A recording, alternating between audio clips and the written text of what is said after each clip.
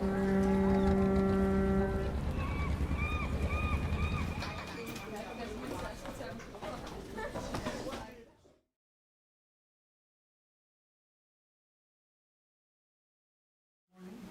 the other campus. It was about the Muslims in the interwar period in Europe. Now he's going to talk about Salafism.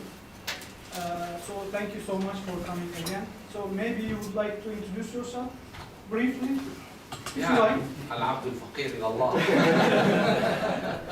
It's up to you. Yeah. Thank you so much for this wonderful day. Really, I enjoy it, and I hope that I will not disappoint you with my talk about Salafism. But I will explain my argument just before I start, and then we can continue debate on that, because I would like to hear from you whether I'm on the right track or not with my understanding of this development in Islamic thought. But my name is Omar Riyad, yes, that's true, and Amr also, so you can call me Amr. The only difference is Wow. My father wanted me Amr, was the gentleman many years ago from Wow, so I remained Omar against my will. Sometimes I don't feel Omar, you know, but anyhow, both are great names. I did my BA in Al-Azhar University in the Faculty of Language and Translation, so I did my BA in Islamic Studies in English. And then I moved to the Netherlands some years ago, where I did my MA and PhD in Leiden, and I worked as assistant professor in Leiden from the period 2006 to 2014. And since 2014, I'm affiliated to the section of Islamic and Arabic Studies at the Faculty of Humanities, Department of Religious Studies and Philosophy at Utrecht University. You know, and Utrecht and Leiden are my places. And therefore, today actually what I'm going to say, I mean, just when I was asked to prepare something for the afternoon, as a continuation of the things I have presented this morning, for those who were not present, I will maybe also say something about it in the middle of my talk, what I have discussed this morning. But I was thinking about this Salafism between progressive reformism and regressive radicalism. What I'm going to argue here, and I think being just among legal specialists of Islamic studies, I'm ashamed to talk about this history, but I will recapitulate it in order just to have a kind of expose from the beginning of Salafism, what does this mean, and why it has changed in that. I will just say something about the historicization of that process, and when Salafism changed from a progressive reformism as initiated by the great reformists in that period, and how it has become during history in that kind of regressive ideology as we know it nowadays. Then before that, let me just say something about the Dutch context where I come from, because this gentleman you see there, this is Ahmed Marcouch. I think our Belgian colleague knows him. Yeah, no. Ahmed Marcouch is a Dutch parliament member for the Partij van de Arbeid, the Labour Party. And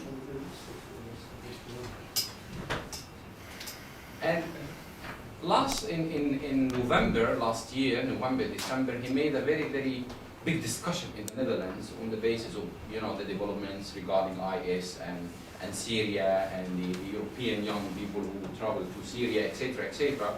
And he made this strong postulation in the Dutch press that Salafism is evil. Salafism is kwaad. And then he said the parliament should prohibit Salafism. A huge debate has been triggered in the Netherlands. What is that? How to prohibit Salafism? Is Salafism an organization? Is it, you know? And he said Salafism was compared to him as Nazism. He made to know something about Marcouch. Marcouch is no liberal politician in the strict sense of the word, that he is anti-Islamic or no, not at all. So everybody was surprised, because Marcouch himself, as a young man, and he does not make a secret of it, was a member of the Muslim Brotherhood in the 80s, as a young man, as a teenager. And he is not that you know, that kind of anti-Islam Muslims, no, not at all. So everybody was surprised about that. He's involved in the integration process, he's just part and parcel of the Muslim community. Therefore, a debate was triggered like everywhere in the world about what Salafism is. The parliament had just, had special sessions to study Salafism, etc., etc.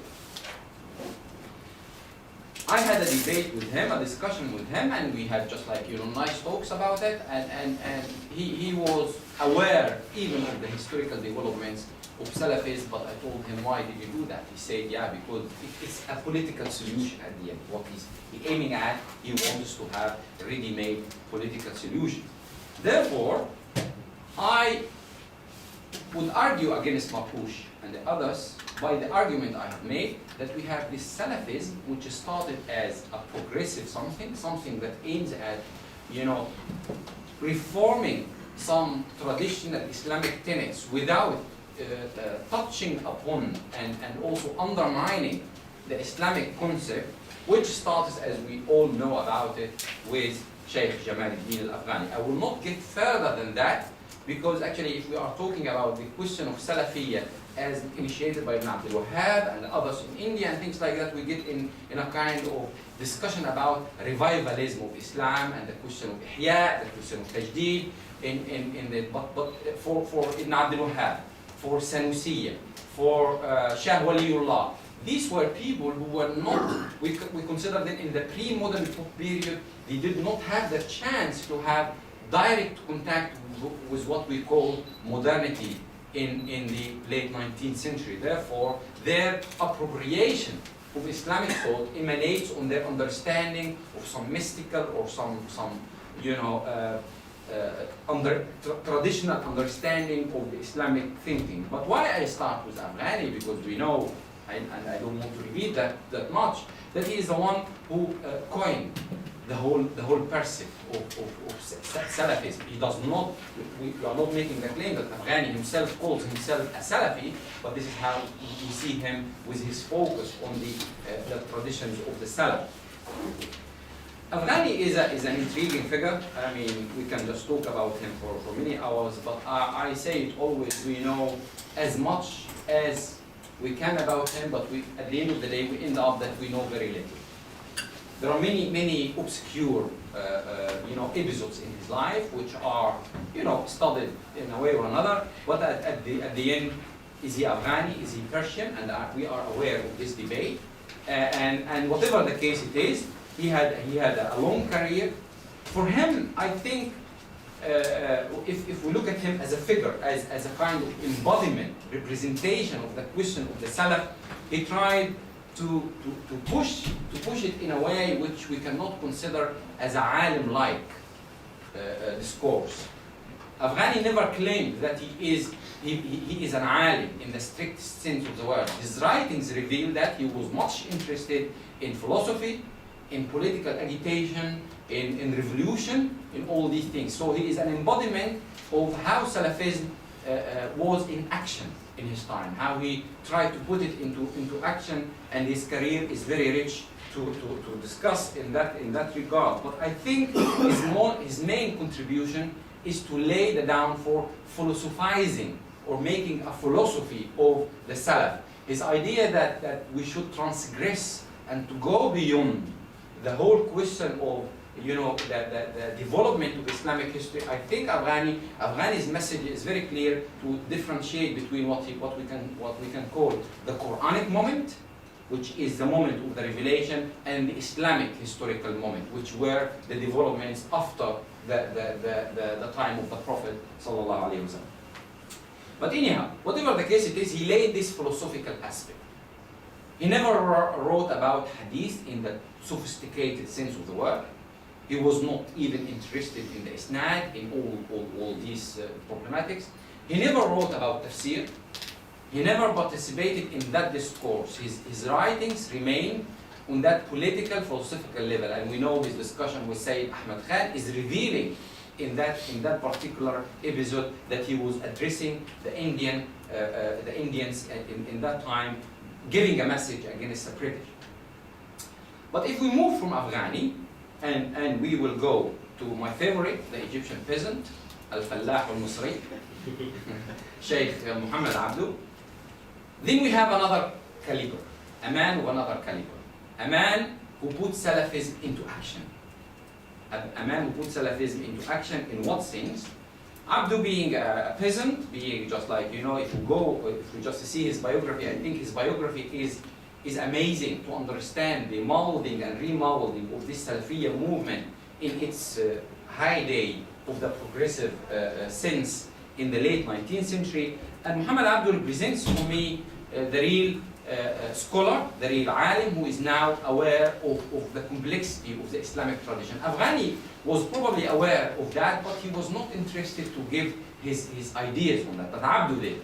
Abdu was a mufti, Abdu was a alim, was a Azhari. He is also, his credentials would give him you know, the right to do so. And Abdu just like to have some points and to differentiate between Afghani and Abdu. I would say that one thing, he was you know, a company in good and not in evil in that sense, but he accompanied Afghani in his early career as a student. He was impressed by him and by his ideas about reforming Islam, and he hoped to put it into action, in that political action in his early career. And we know all about that Afghani tried to convince Abdu to murder Khedive Ismail. We know all about that.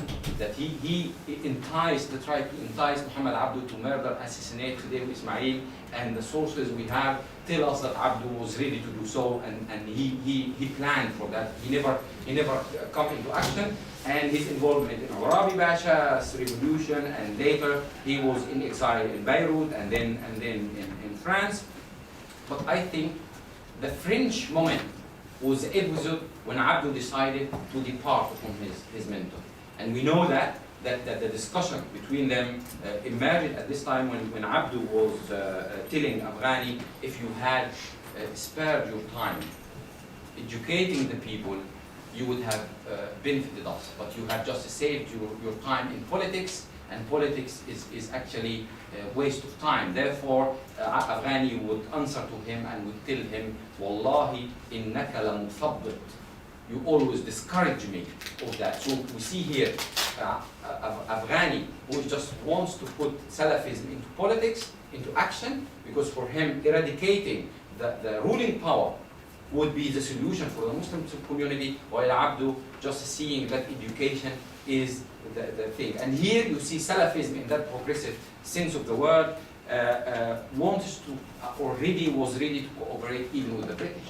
Why? Because Abdu believed that the British occupation is a status quo non. You cannot change it. They are now present. They are everywhere. So you cannot change it. But if you can't beat them, just play with them. And this is his strategy, just to make this gradual reformation from bottom up. And therefore, he was involved in the religious discourse, in the political discourse. We know his idea about politics and his famous statement, والله إني لا أعوذ بالله من السياسة ومن كلمة السياسة وأحرف كلمة السياسة ومن ساس يسوس فهو سائس. And then he would just like say all the evil seen and ya and alif and seen, these are evil words when they gather together. When they are together, politics is something evil. He even just seeks the refugee of God from each village that would just know siyasa. But again, he was playing siyasa. He was just, for him, he's at the same time having good contacts with Lord Cromer and others. But what is interesting about Abdu, that he built this you know, scholarly career.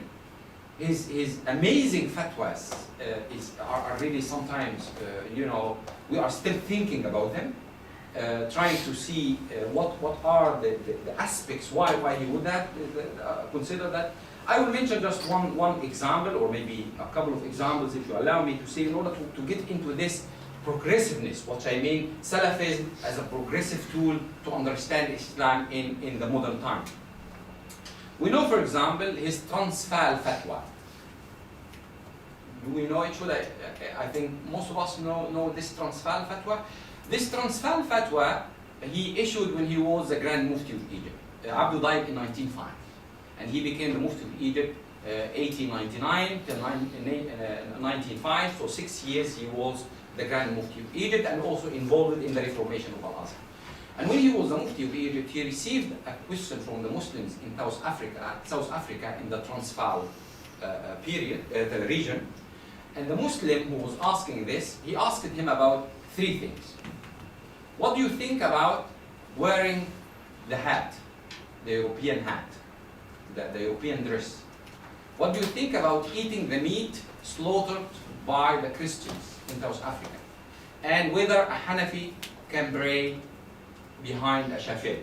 These were the three questions. Actually, we focus on the 2 points, the first 2 points, which are very important, but I think the third point was also very interesting for understanding Salafism. Because if you see there's the differences between Shafi'i and Hanafi in matters of prayer, would just be revealing for us that there were also some mazhab conflicts in South Africa. But because Abdu believed in the non-mazhabiyya, and if you are a good Salafi, understanding the Salaf, you should not be very focused and determined to define yourself on the basis of the madhab. These madhab were historical developments, and therefore his fatwas are mixture with everything. And he could just evaluate his judicial position on the way he would see what is relevant for the modern time. And this is the selectivity of Abdu's ideas in that. For him, Abdu, first of all, wearing the Christian dress, there is no Christian and Muslim dress. Dress is dress. So for him, wearing the Christian hat, قُلُنْصُوَةِ النَّصَارَى, the hat of the Christians, we don't have specific things of that. The question of eating the meat slaughtered by the Christians, طعام أهل الكتاب وطعامهم حل لكم وطعامكم حل لهم. So it's no problem at all. When it is accepted by their priests and by the religious body, it is also accepted for us. We should not talk about them in that sense.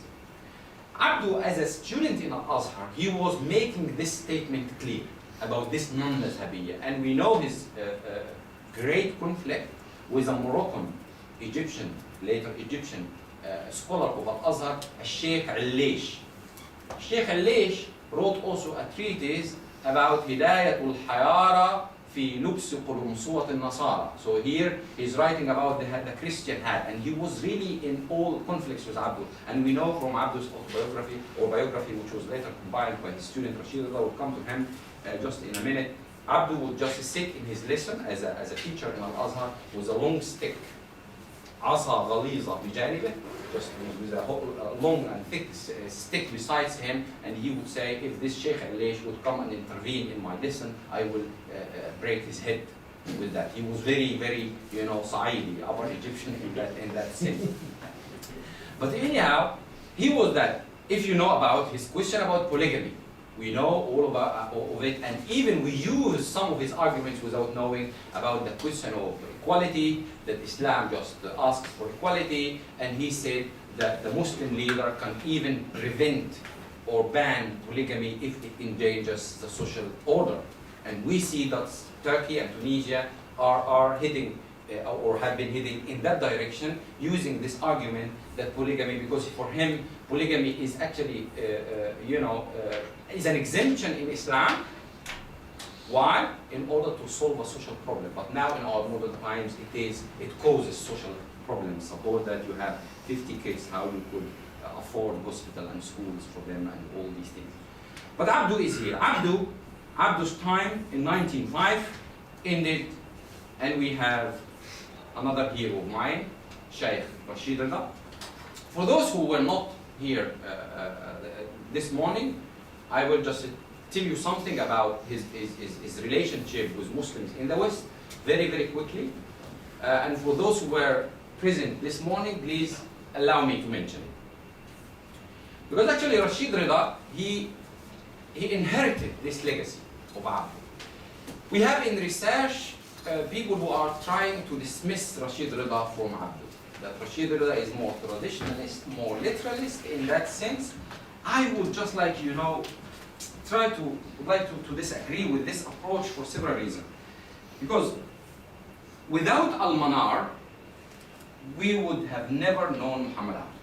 In that sense, not completely, but the way we know him.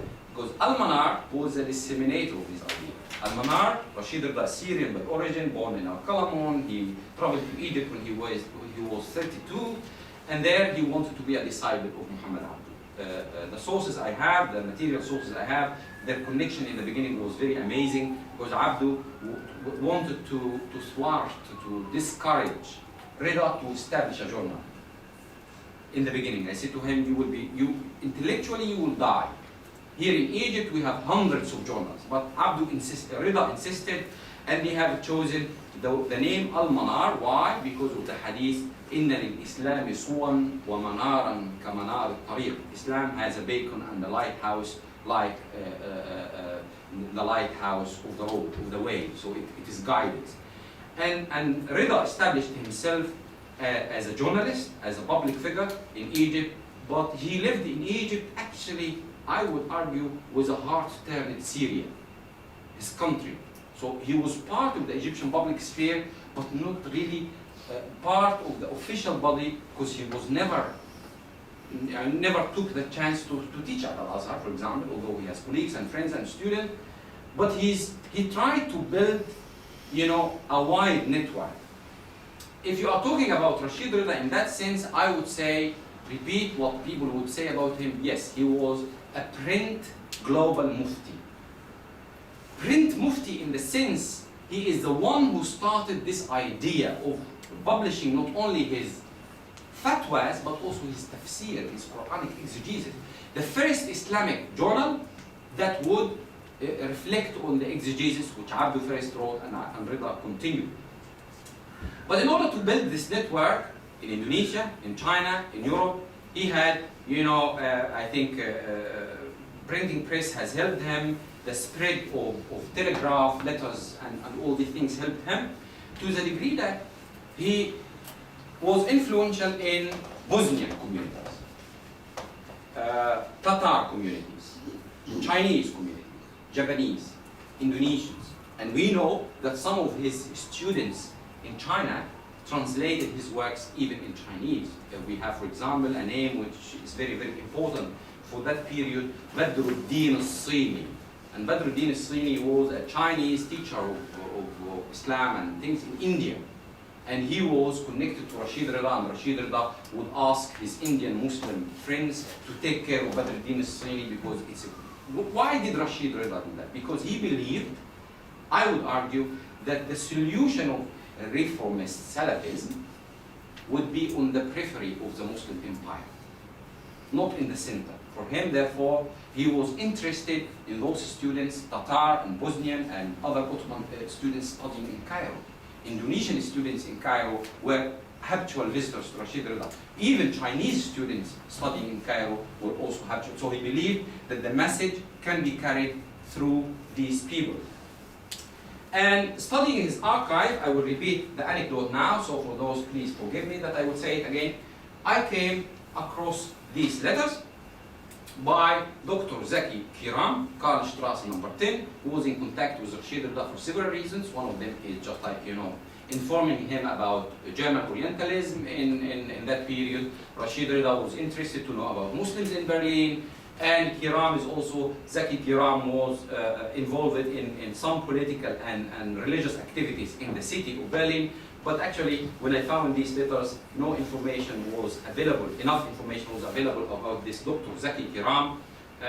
Some people would say he's a doctor, an Ottoman doctor living in Berlin. Others would say he's an Ottoman commander in the First World War. And then to discover him, I found his name there on the telephone directory on the internet, and his son died last year. He was keeping his archives, which reveals other aspects of the world of Rashid Rida. It's not only about religious reforms, but it's about here military problems. It's about after the First World War in particular. It's about other problems than only religious reformation. And this Zaki Harun Rashid Zaki Kiram, the son of Kiram, was keeping fascinating records of his father, which including his diaries, his pictures, his relationship with Shakib Arsalan, Prince Shakib Arsalan, and others. But here, why I'm showing this in the orbit of Rashid Rida, in order to understand that now there is a turn in the whole structure of Islamic reformation. The First World War, the abolishment of the Caliphate, I think, and I would argue this, if Muhammad Abdu and Afghani had lived in these troubles, we would have seen, probably, other writings and other figures. Therefore, if you claim Rashid Rida is the reason for all these traditionalist, literalistic, I don't agree with that. Rashid Rida, it's an episode. He was on the fault line of what later would come. And this would bring me to this first, before we go to Hassan al-Banna. I think in the lifetime of Rashid Rida, there was something going on which historians tend to underestimate. Which here I would say the emergence of a so-called populist Salafi discourse in Egypt, and we can see this in other places of the Muslim world. I will explain what I mean. In order to mention one thing, we tend to think immediately, Rashid Rida, Al-Ikhwan, and then all the things what comes later. I would counter argue this, and I can defend it to you. Why I'm saying that? I would like to tell you one thing. If you see Al-Manar, Rashid Rida, Hassan al-Banna established the Muslim Brotherhood in 1928. Rashid Rida died in 1935. Hassan al-Banna published the last 4 issues of Al-Manar in 1940. So 5 years after Rashid Rida's death. We immediately take the line, which is true, is ideologically true, but historically we should stop a bit. To say, okay, Rashid Rida, Hassan al-Banna took over Al-Manar, and then Rashid Rida and the Muslim Brotherhood, they are just connected, and that's it. I can tell you something. If you check Al-Manar, from the establishment or the appearance of Hassan al-Banna in the public domain in Egypt till Rashid Rida's death, there is no single mention of neither Hassan al-Banna nor the Muslim Brotherhood. There is no, completely, I can challenge this. I have checked Al-Manar word by word, almost, in order to find any reference to Hassan al-Banna. There is no reference. Although Hassan al-Banna was a habitual visitor of Rashid Rida, he went to his office, but Rashid Rida had connection with his father, Sheikh Abdul Rahman al-Sa'ati. And Sheikh Abdul Rahman al-Sa'ati was a hadith scholar who studied in the Ahmadi Institute in Tanta, and he published a book about Musnad al-Imam Ahmad, and this Musnad is published in Al-Manar, in Mab'at al-Manar.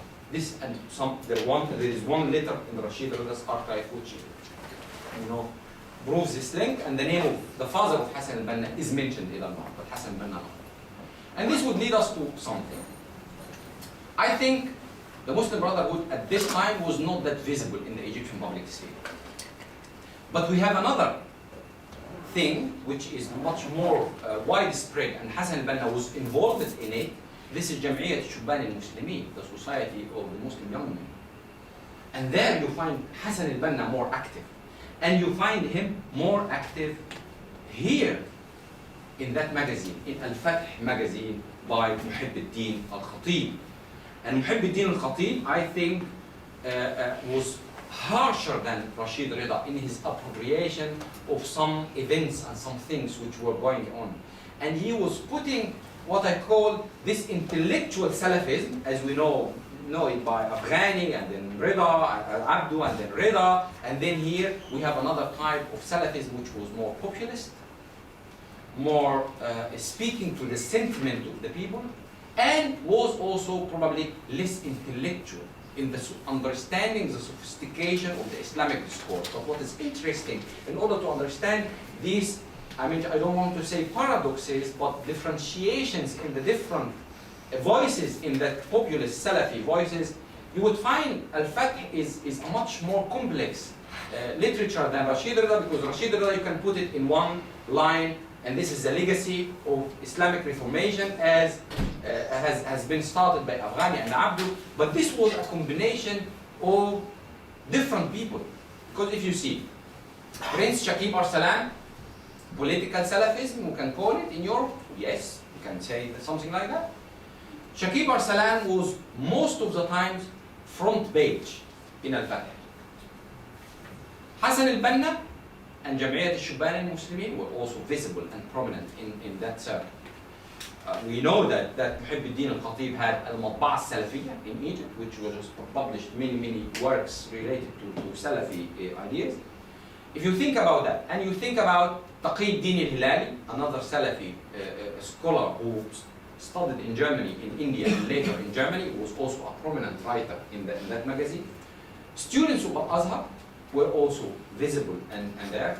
Preachers of mosques, you would find the Khatib Masjid al-Sayyida Zainab would write his khutbahs there and publish it there. Interested in Muslims in China, interested in Muslims in Bulgaria, interested in many things. So I think when we are talking about the 20s, we have another discourse parallel to Rashid Rida, which made just a turn in this populist ideology at this time, and we know that in the same period we have Sheikh Hamid al-Fiqi, the founder of Ad-Da'wah Salafiyya later. He was a student of Muhammad Abdu, but at this time he was just in the 20s and 30s. He became upset about the Ikhwan movement, and in the later in the 40s and 50s, he called them, we know that, Al-Khuwan al-Muslimun. So if you just remove the alif, then you have the Muslim cheaters. The Muslim cheaters, because they have cheated the whole idea of Salafism as it is. And then very quickly, I would like, just like in order to wrap up and then to open the discussion, after the Second World War, we have another discourse, another political discourse in understanding this Salafiyya. And here you might be wondering why I'm focusing on Egypt. I think it does not mean that I'm excluding all the other things, but this is how the Salafi discourse also took ups and downs because of the political fluctuation, which can be also reflected in other places with different names and different backgrounds in the wider Muslim world. Then the whole question of the Ikhwan as representative of the so-called Salafi movement, it was just has become militant, it has become, you can just say, okay, political, you can say, I don't mean military in that sense, but I mean just harsher in another sense. And you have, I will not go into details about Sayyid Qutb and his career, but it's just like it's another stopping point in the understanding the Salafiyya and its terms.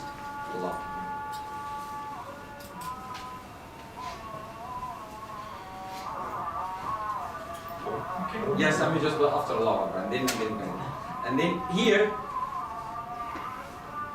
and then you have Sayyid Qutb in that, and representation of another term with ups and downs and relationship to the political establishment, and his execution is also marking, the conflicts. And here we can talk about a kind of, in this Salafi discourse, it has become fuzzy, because we don't know who is who after this period, especially in the late 60s and 70s. Because I would argue, if you think about, I would say, a country like Afghanistan in the 70s was a kind of melting pot for all these different attitudes. If you think about, if we are talking about the Egyptian jihad movements, we have Ayman al-Zawahiri and others, they were there. If you are talking about the Ikhwan, Hamas things, Sheikh Azzam. If you are talking about that, so Wahhabi, whatever you call it, I don't like the labeling, but anyhow, this is the way how we look at it. It was just a melting pot of many ideas and many attitudes, which also is reflected in the political attitude towards this Islamic fundamentalism, Islamic Islamism, or you call it. But after this, we have, another term in that. And why I have chosen this, it's not really sensational, but just in order to show the whole thing. Somebody like Shaykh al-Qaradawi, just like coming from this Ikhwan background, being in the whole context of the development in the post-Second World War era, he was in prison, he was very active, but now he is no active member of the Ikhwan, as we know, but he is just a source of inspiration in many ways. And for him, his political attitudes towards what is going on, I think this picture is telling, because for him he is ready to work with Jewish bodies, but not with Zionism, and we know all about that. But Qaradawi's position and understanding in our modern times would remind me of being. We know that the claim of being a Salafi in that sense is somebody who wants also to change from the bottom up. For him, it is for him educating the masses. It's for him that we should have a place in Europe. And here I will just come to his position in Europe nowadays. I mean, just he is the one with the late, rahimahullah, Taha Jabir al-Alwani, who just asked for fiqh al-aqaliyat. And what is that? I mean, just you can agree and disagree with him, but fiqh al-aqaliyat is actually a Salafi methodology beyond the mazahib in order to help, between brackets, and support the integration of Muslim societies nowadays. Their ideas and the idea of Qaradawi and Alwani and also Turabi, rahimahullah, now we are talking about the demise of a generation actually, regarding Muslims in Europe, is something which should attract our attention. If you look at their views regarding mortgage, buying a house with mortgage, they would just give preference to the Hanafi methodology of understanding Dar al-Kufr and Dar al-Islam and all these things. Their ideas about the conversion of non-Muslim women to Islam while remaining with their Christian or European husbands is also very, very interesting to understand that they are trying to find some traditional basis in order to give this Muslim lady, new convert Muslim lady, to stay with her husband. Another phenomenon is Tariq Ramadan. And then I think we will end up after him, because now we have a new generation probably about the so-called European Islam. European Islam, and this is a picture with Ayaan Hirsi Ali, the well-known Dutch far-right politician who is now in the States.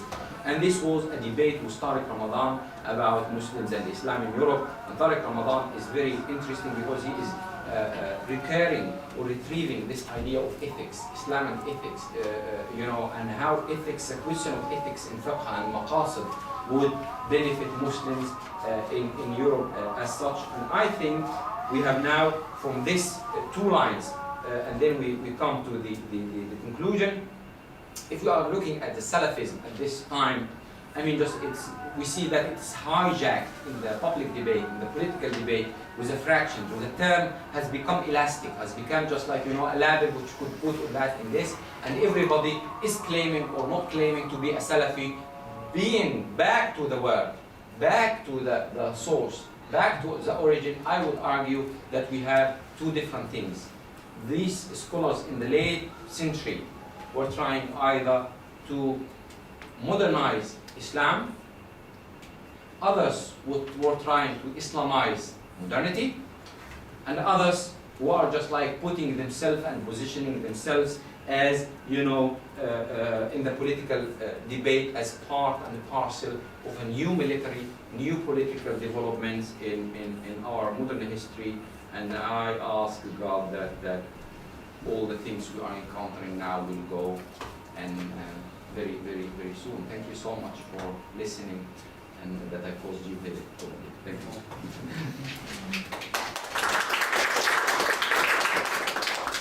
Thanks a lot. So, any questions or comments? Please. Yes. Thank you very much. My question is also my comment. There is raise your voice, please? sorry. Can you raise your voice, There is a serious confusion on the concept of Salafism. I think you have started the use of Salafism from Jamal al-Afghani. I think this is a mistake. Before that, in an earlier time, I agree with you. in the time of Ibn Taymiyyah and in the time of his disciples, we see the use of Salafism in the sense of Ahlul Hadith. So I understand what Ahmed Markushi want to mean. So I think if you call this kind of Salafism, Jamaat Afghani Salafism as a Salafi, real Salafi, your explanation is true. But I think, in my opinion, Salafism is the name of line beginning with Ahmed ibn Hanbal, continuing with Ibn Taymiyyah and his disciples, and then with Muhammad ibn Abdul Wahhab and the other scholars living in the Saudi Arabia or in Egypt. I think this is the Salafism.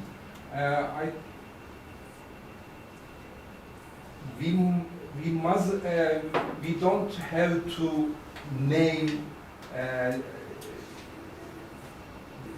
the way of thinking of Jamaat al-Afghani and outlook as a Salafism, because it's a kind of modernism. This is very clear, I think. I totally agree with you. I would just argue the same, but about, and I will explain why I started with this. I agree with you that the question of Salaf and Khalaf is not invented by Afghani, neither Abdu. It's a larger debate from the time of Khalq al-Quran and the whole debate of Ahmed ibn Hanbal and the question of Salaf and Khalaf and the Mu'tazilis and all these things. But if you look at the development, and then Ibn Taymiyyah would come with his contribution, and Ghazali as well, and discussion of that, where we stand. Also, the concept starts to use Ahl Salaf. But when we are talking, right. What I wanted to say, therefore, I started with this. If you think about it, I mean, just like Afghani and Abdu and others, we're aware of that. We're aware of the concept of Ahl Salaf. They did not invent it, but they regenerated. In what sense? That you find that the discussion of the Salaf and the Khalaf were known in Islamic history, even in the so-called traditional milieus. I mean, just if you think about Al-Azhar, just a traditional scholar, when he starts Ilm al-Kalam with his undergraduate students in Istanbul or in Egypt, he starts with the question of Khalq al-Quran and the difference between Salaf and Khalaf and all these things. But I think, and this is the argument I wanted to make here, not to erase the history before Afghani, but to argue that Afghani and others wanted to regenerate it, to recapitulate it again, to revive it. And then Abdul Wahhab also did it, but here you are talking about having Salafism, putting it into action into modernism, in the question of modernism. This is what I wanted to argue, but I cannot, I totally agree with you. But the clarity of Ahlul Salaf is in two things. First, literalism, the second, exclusionism. We don't see in that line these two peculiarities. Yeah. And this is not a revival form of Salafism, because this is a kind of Quranism. They don't agree with Ahlul Hadith in many aspects. Yeah, but this is actually the very thing for them, back to the roots. For somebody like, I would just, with all differences, somebody like Afghani and Abdu would remind me of Christian Protestantism. Right. If you are a Christian Protestant, you have two ways. Either to back to the roots with a literal, attachment to the literal things, and this is the Salafi you mean to refer, to attract our attention to draw our attention to. But there is also a kind of other Protestantism which is just back to the roots with, a refreshing interpretation. And this is what Abdu and Afghani and Abdu try to do. We are back to the roots, we are back to the Quran, we can be back also to the Hadith, but we evaluate the question of authority and the authority of the source. If the Quran is always above, the Hadith is something historical, we can look at it, and then they are attached to the letter of the word, but with new understanding. And therefore, you would make this differentiation. I think the Salafism in its development, in our modern time, I'm not talking about the earlier periods, lost this thing. Therefore, you would have somebody like Qaradawi and Tariq Ramadan himself in his writings, he claims that he belongs to this line of Salafi scholars. So I think it's a kind of two ways. If you understand the letters of the Quran and the Hadith, it is either to keep them up literally, and this is the literalism exclusive. Not Hadith, only Quran.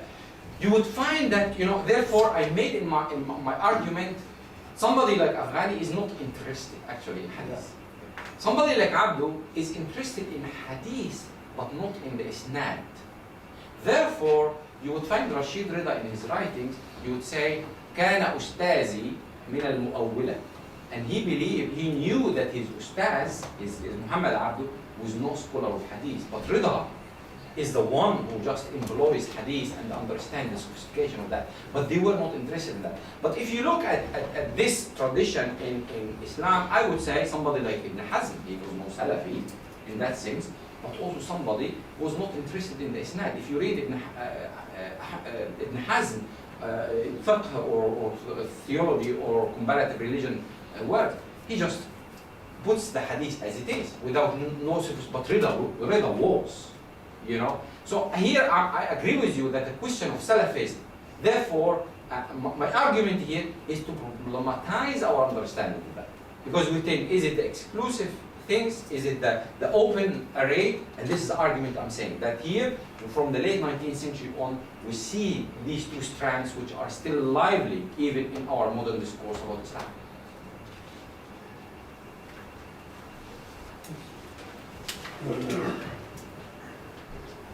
In adding to another layer to problematizing the Salafi concept of the Salafi, as it emerged in movement after Afghan in the Muslim world. If you put it in ancient traditional whole body politics of society, compared to in the Islamic world, compared to the Western world. There are those who are coming with the modern, what we call modernism, that's problematic, but modern thinking, understanding the state, church, and all these things. You may see that there's a continuation of what comes out of tradition in the reform, imagined reformation, what comes out of traditional way of doing the things or thinking or conceptualizing the things in the religious circles especially, more in coherence with what comes later in modernism. Like for example in America, even they would put back Methodist traditions based on the democratization of America and all these things. There's a coherence that, even there are arguments that secularization is a part of this from that and the reverse and all these things. As opposed to in the West to traditionalists, or more established one, more what later on called technical traditionalists like Catholics and others, from that traditionalists versus the modernists within whole social body in the West. But this movement of modernists is in coherence there. In the Islamic world, on the other hand, this movement of those who are categorized in Salafism or modernists or whatever we categorize them, but they are new interpretations, right? That's one of the main characteristics there, new interpretations. Either go to the hadith or to the progress theory, call it, but they are new movement. And they are distinctly different than all traditional institutions, alim or not alim from that point of view. But they are not in coherence with political establishments. There's always tension there. The political establishment in the Muslim world altogether. Do we need to put another layer to understand these movements rather than Salafism within it, that put another layer to look at it within the global structures of the imperialism, what emerged in the West compared to the what in the non-West? This can even put us in comparative track with, let's say, Hinduism, Buddhism, and other traditional interpretations in Latin American interpretation from that point of view. So if we just put it in the line of continuation or non-continuation of the Salafi ideas, rather than putting it this way, just putting it on the society, or basing it on the society as a resistance to what is going on in the change outside of the Western zone, because West has their own continuation there. Wouldn't that help in problematizing the concept of Salafism, especially in that terms, like the traditional, they have used the Salafi as a term, but you have mentioned that they are regenerating that Salafism there with different contexts, and what is that context might be more important to contextualize it than just looking at those concepts, syntactically or thinking from that.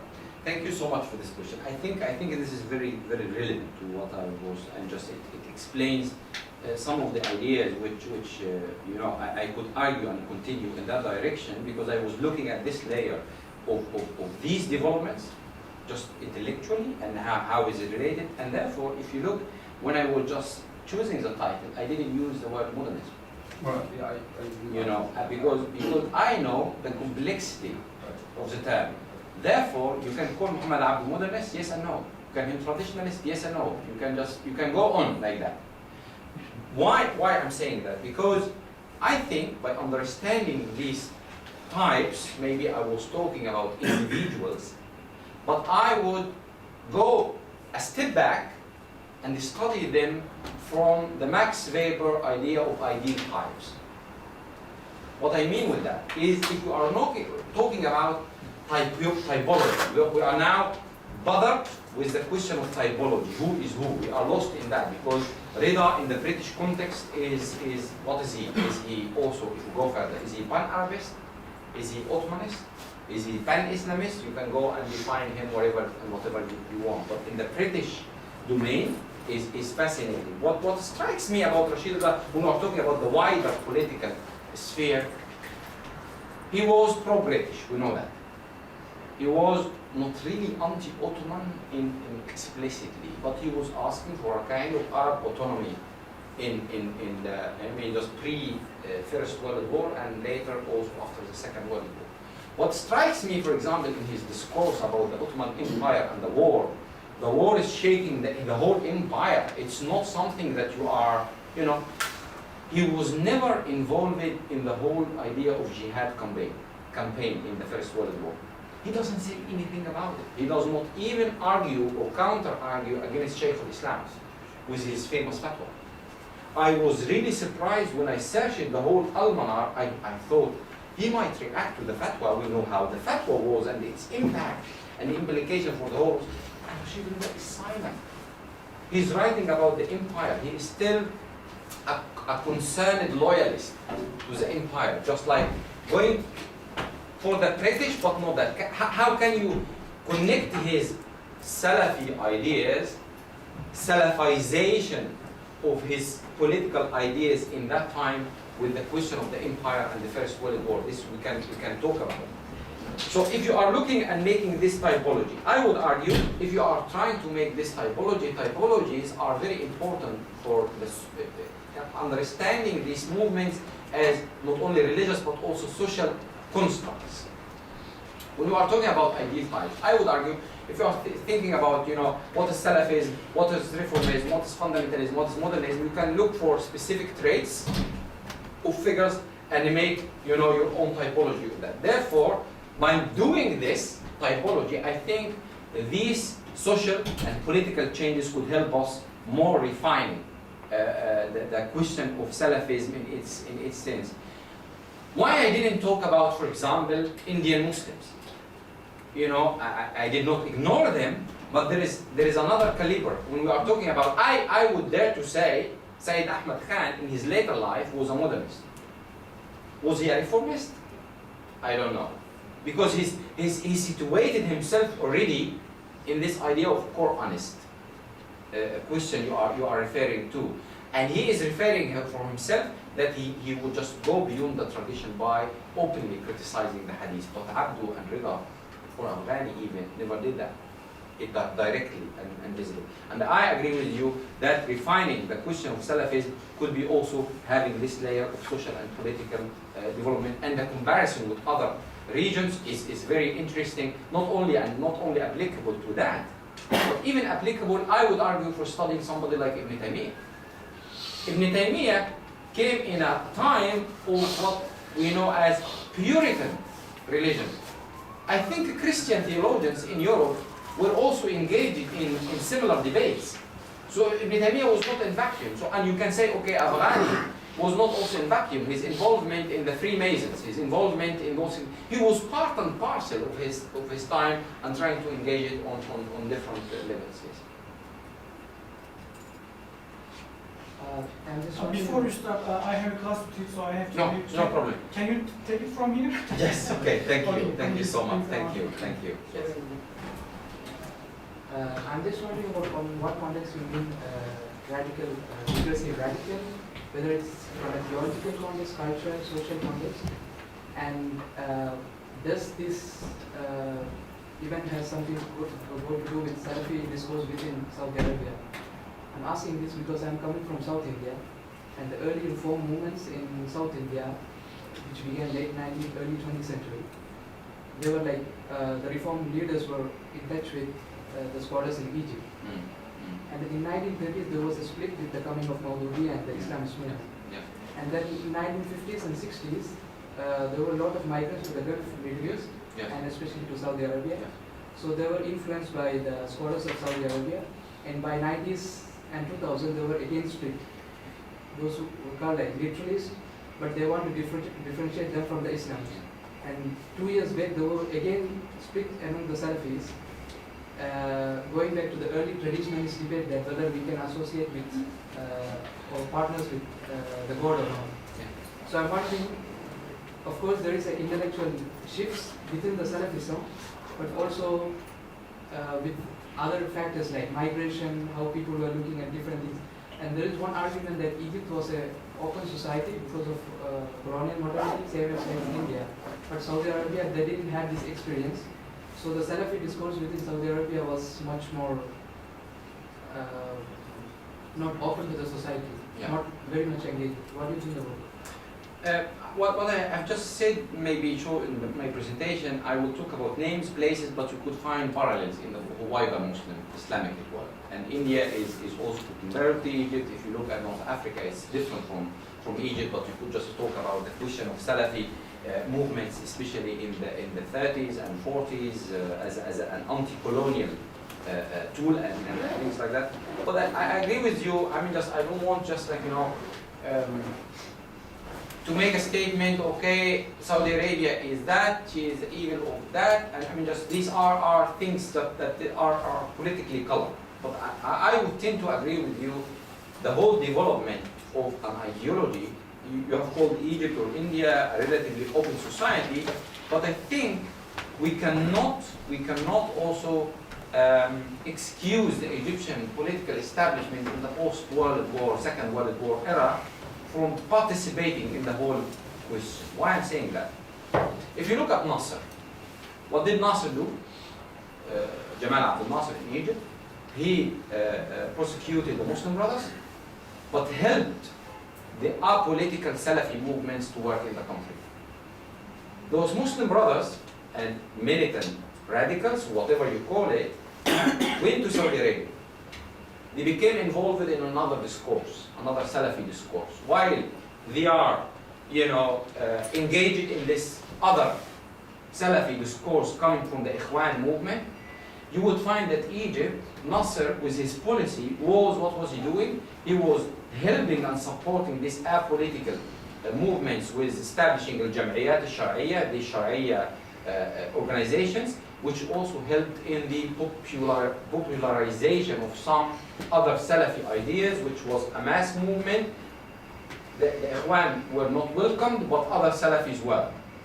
With the return of those Salafis from Saudi Arabia to Egypt, they have participated in strengthening the discourse, actually in another sense, which Nasser has already,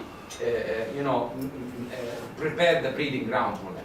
So I think these are interactions. And if we are talking about Saudi Arabia, okay, we can call so closed society, probably, yes. I could agree in partly with what you are saying, but it's not isolated from the other wider political developments in Egypt or elsewhere in the Muslim world. So I totally agree with you, but we should not see it as a disconnected entity from the wider world. You don't mention the relationship between Ibn Saud and Rashid Ridwan. Yeah. He made a lot of money in publishing the books of Ibn Taymiyyah. And Mughni ibn Qudamah. The money came from Ibn Saud. Yeah. Yes. Actually, this relationship was no secret in Rashid Rida's time, and even these kind of ideas that he got money and wealth and he published was also no secret, and he was defending that in his writings, that he is just like, you know, and if you talk about Shakib Arsalan himself also as a, you know, he also received money from King Abdulaziz Al Saud and other princes also in Egypt and elsewhere.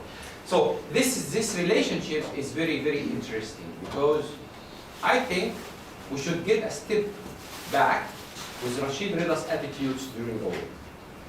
Rashid Rida, he was an Ottoman, Arab, Syrio-Egyptian, living in Egypt, believing in the empire, but after the collapse, or just like the beginning of the collapse after 1908, he started to have a kind of, you know, pan-Arabist ideas within the empire. He never called for the undermining of the empire in that time. But during the First World War, his bid was for the British and Sharif Hussein. He believed, in that time he started to develop some ideas about the retrieval of an Arab caliphate. And this idea of retrieval of an Arab caliphate, why? Because he looked at the Ottoman Empire as Khilafatul Darura. He called it like that, especially in the late, after the First World War. Khilafatul Darura, which means that the caliphate of necessity.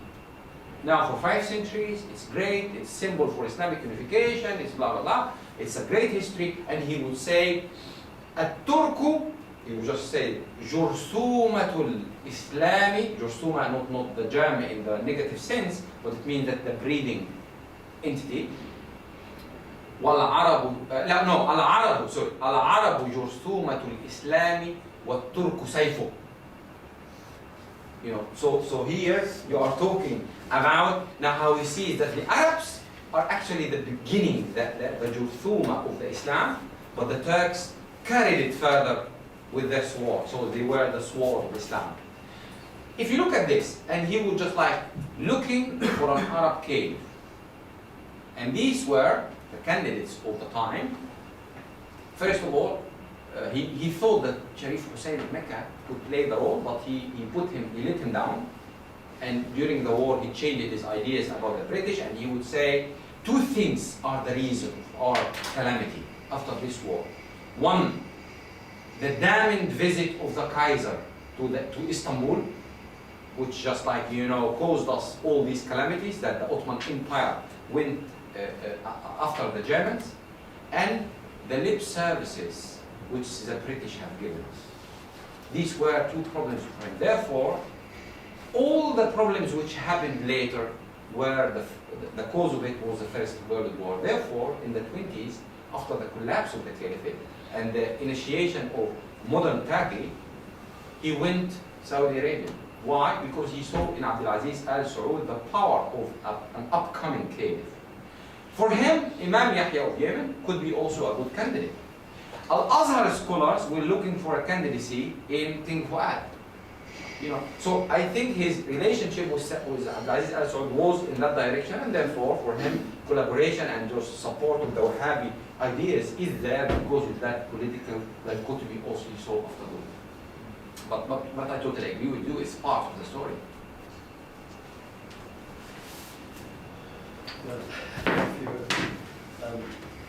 Starting from the last point of view, I think to understand,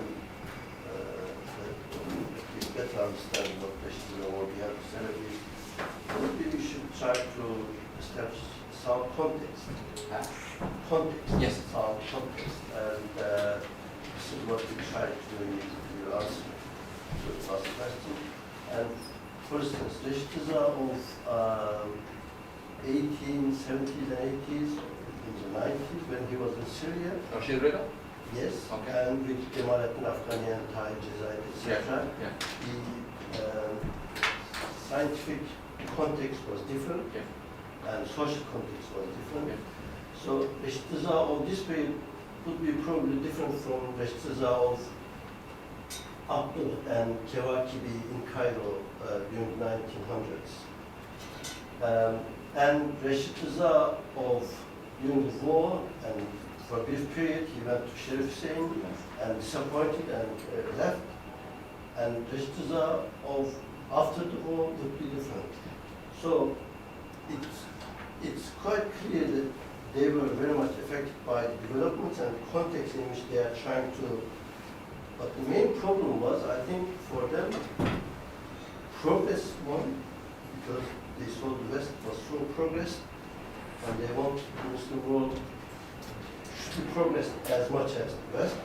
And how can the Muslim world can progress? That's the idea of progress, otherwise, so we should try to understand what's the impact of the idea of progress on Muslim thinkers in the late 19th century and early 20th century. This is, I think, one important point. And the other is, these people, I see that, in a way, they were reacting to Western dominance first, and people like Rashid Jamaluddin Qasimi Abdul reacting to Ottoman or traditional Islam at the time, in a way blaming that it was because of this superstitious Islam, that, stagnancy, etc. So, and Salafism comes in there, a reaction to the dominant Islamic understanding of the period. So I think it's not easy to understand the ideas of these period and thinkers, but we need a sound chronology and developments, because they were not theoretical thinkers. They were reacting to developments and ideas, currents of ideas, etc. Coming from this part, that part. Afghani was an activist, but whereas Abdul was educationist. And they both had a point. One thinks that there's no time, and the other one says we have this is still outdated. But all of them were trying to save the Muslim empire or Muslims from subjugation to the Western dominance of the period. So we should try to take into account what the West was trying to do on the Islamic world, and what Muslims were trying to save their pride and countries from Western encroachments. And this traditional Islam, including many elements of superstition, yes, and when they were trying to find an answer, many of them answered this question in the pure Islam, that Islam came during the first period. And that meant, of course, rejection of history, historical accumulation, historical background of the Muslims. So it's not easy, but if we try to contextualize all these developments in certain geographies and ideas, etc., maybe. Totally agree with you. You remind me of the question I got during my PhD defense in Leiden. I will never forget that. In the public defense, one of the opponents, one of the professors asked me, because it was about Rashid Rida, and he was asking things in that direction. And I said to him, actually, we don't have one Rashid Rida. We have maybe 3 or 4. And these Rashid Ridas are actually representative, just as this change of ideologies, this is the token of the whole moment of the period. And just therefore I made maybe a very indirect hint in my presentation. Suppose that Abdu and Afghani and Abdu had lived in the time where Rashid Rida was. Had they produced other ideas, I would say yes, because they are kids of their time, kids of their moment. So they are just like reacting to things. Therefore, if you are considering Rashid Rida, is he a consistent scholar? No, he was not. Because he's just like, if you try to give a test and try to see some fatwas from the late 19th century, early 20th century in Al-Manar, and fatwas from 1932, completely different. Maybe because of the developments. Yeah. Therefore, he was reacting to these moments. For example, if you just to mention one example, especially also related to the political discourse. We know all about the question of French naturalization in Tunisia, and later also the Zahir decree by the French to the Berber, and Rashid Rida was reacting to that. In the naturalization, French naturalization, the Tunisians were asking for the French nationality. Rashid Rida issues many fatwas against this question, that it's for him, if you get the French nationality, you are kafir. If you get the French nationality, you cheat upon your Islam, or Islamic identity, etc., blah, blah, blah. Really using harsh words. We are talking now about 23, 24, exactly when the French, declared that. But he was asked by somebody, but my dear Shaykh, what about French Muslims? The converts to Islam. They are French by nature. How we are going to deal with them? He said, yes, but they are a different story. They have to keep up with the laws of the French state. They should be that and that. If you put this in these two levels, it's very clear. This was a political answer, and this is an answer based on his religious understanding of the spirit of Islam and Dawah and its missionary power and etc. etc. So here I agree with you that we should put these layers on different level. I mean, just his reaction to the translation of the Quran. Look at it. When it is about the wider understanding of the translation of the Quran, it's a great job. You should do it because you should let non-Muslims know about Islam. But what about the Turkish projects of translation that translating the Quran? None done. Not done. For Rashid Rida, it was not acceptable because he is reacting now to the Turkish politics, not to the translation of the Quran. And sometimes he intentionally, unintentionally, does not make differentiations to these levels, and this is because of the contradictions of the age. I totally agree. Can we categorize them as religious pragmatists? Yeah, why not? Why not? I mean, just like, why not? It's pragmatism in there, but also we should put it in the whole public discourse, because when you are a journalist, Rashid Rida between brackets, I mean, yeah, it makes a differentiation between being a alim and being a journalist. I mean, this is also, as a publicist, you are liable to change and remold and change. And also, the change of the question of pan-Islam and pan-Islamism is also an ideology that is changing. Thank you for listening. Yeah, you have a question? No, here. No, the lady. No, please. Yes. Is it too reductive to say that the whole Salafiyya movement in all its variants up these days is just a huge reaction to the Western challenge which started in, I don't know, 17th century? No, it's part of the story, but it's not only about the West. The West is the biggest factor, the biggest player, but it's also reacting to all the changes in society. But the West is the dominant discourse, and you would see this, it's just like, but again, understanding modernity, from that perspective, I think we are short-sighted. If we think that modernity, okay, it's a Western project, it's all these things, but it doesn't mean that. It doesn't mean that its projection in Muslim societies are also affected by what is going on in society. Yeah, thank you so much.